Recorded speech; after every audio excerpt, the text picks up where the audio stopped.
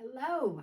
I thought that today we could share a quick story, one of my favorite stories, and it's Giraffes Can't Dance. And the authors are Giles Andretti and Guy Parker Reese. It's one of my favorite stories. So, and I have a friend here that's going to help us read the story.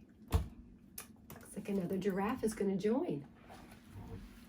All right. Oh, Gerald was a tall giraffe whose neck was long and slim, but his knees were awfully crooked and his legs were rather thin. He was very good at standing still and munching shoots of trees, but when he tried to run around, he buckled at the knees. Now, every year in Africa, they hold a jungle dance where every single animal turns up to skip and prance. And this year, when the day arrived, poor Gerald felt so sad because when it came to dancing, he was really very, very bad. You see the story?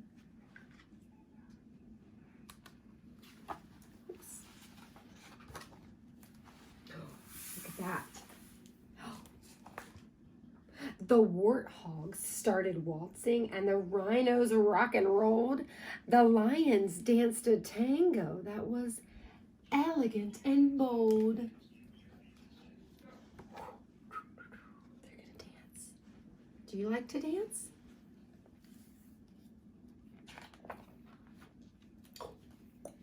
The chimps all did a cha-cha with a very Latin feel, and 8 baboons then teamed up for a splendid Scottish reel. Gerald swallowed bravely, and as he walked toward the floor, but the lions saw him coming, and they soon began to roar. "Hey, look, it's clumsy Gerald," the animals all sneered. "Giraffes can't dance, you silly fool. Oh, Gerald, you're so weird." How do you think that would make him feel? Look at that face. I understand. I would be sad too. Gerald, he simply froze up and rooted to the spot. "They're right," he thought. "I'm useless. I feel like such a clot." So he crept off from the dance floor and he started walking home. He had never felt so sad before. So sad. And so alone. Have you felt really sad? Really alone? Then he found a little clearing and he looked up at the sky. "The moon can be so beautiful," he whispered with a sigh. "Excuse me," coughed a cricket, who'd seen Gerald earlier on. "But sometimes when you're different, you just need a different song." Can you see the cricket? Where is he? Oh, there he is. See him? "Listen to the swaying grass and listen to the trees. To me, the sweetest music is those branches in the breeze. So imagine the lovely moon is playing just for you. Everything makes music if you really want it to." That's kind of nice advice. With that, the cricket smiled and he picked up his violin. Then Gerald felt his body do the most amazing thing. His hooves started shuffling, making circles on the ground. His neck was gently swaying and his tail was swishing round. Look at Gerald. Do you see him?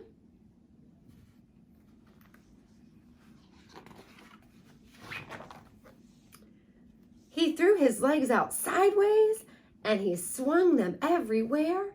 Then he did a backward somersault and leapt up in the air.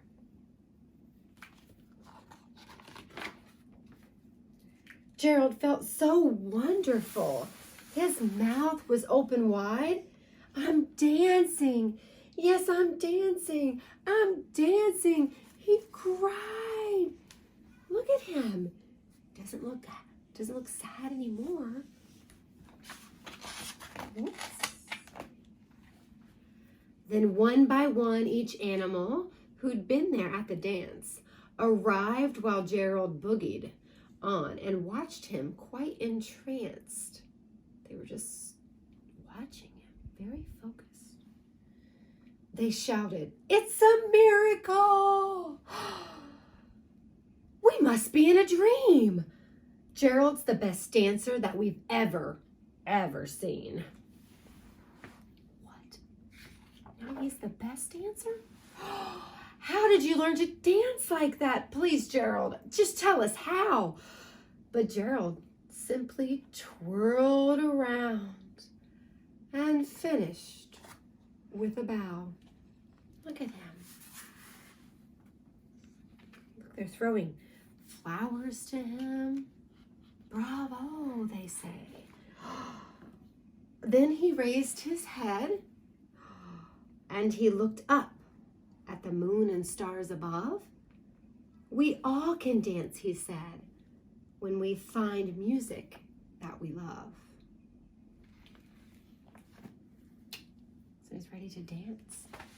So I love this story because it makes me and reminds me about a couple things. Do you want to know what it reminds me of? Do you want to know? What do you think it reminds me of?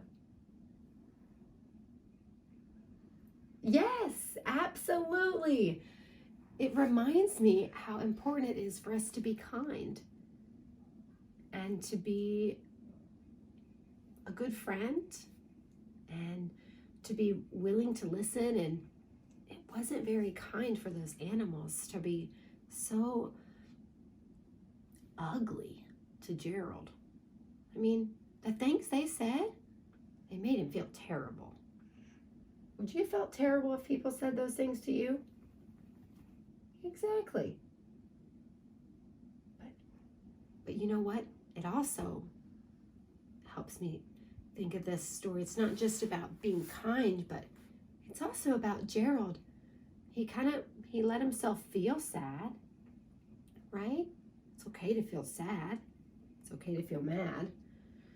And then he went off and he met someone that helped him understand to listen to himself and to listen to the world, and he could create his own music in his own special way, because each of us are special in our very own special way. Anyway, I hope you liked the story. I enjoyed reading it to you. Thanks for coming. Next time.